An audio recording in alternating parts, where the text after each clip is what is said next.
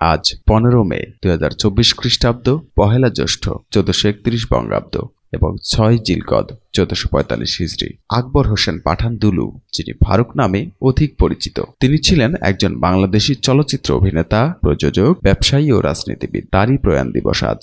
2023 সালের এই দিনে সিঙ্গাপুরের মাউন্ট এলিজাবেথ হাসপাতালে 74 বছর বয়সে তিনি মৃত্যুবরণ করেন। ফারুক 18 আগস্ট 1948 সালে গাজীপুরের কালীগঞ্জ উপজেলায় জন্মগ্রহণ করলেও তার শৈশব, কৈশোর ও যৌবনকাল কেটেছে পুরান ঢাকায়। ফারুকের বাবার নাম আজগার হোসেন পাঠান। 1971 সালে এইচ আকবর পরিচালিত জলছবি চলচ্চিত্রে অভিনয়ের মাধ্যমে তার চলচ্চিত্রে অভিষেক ঘটে। তিনি লাঠিয়া চলচ্চিত্রে অভিনয়ের জন্য শ্রেষ্ঠ পার্শ্ব অভিনেতা বিভাগে জাতীয় চলচ্চিত্র পুরস্কার লাভ করেছেন। তিনি আলোর মিছিল, সুজন সুখী, নয়নমণি, সারেং বউ, গোলাপি এখন ট্রেনে, নাগরদোলা সহ শতাধিক চলচ্চিত্রে অভিনয় করেছেন।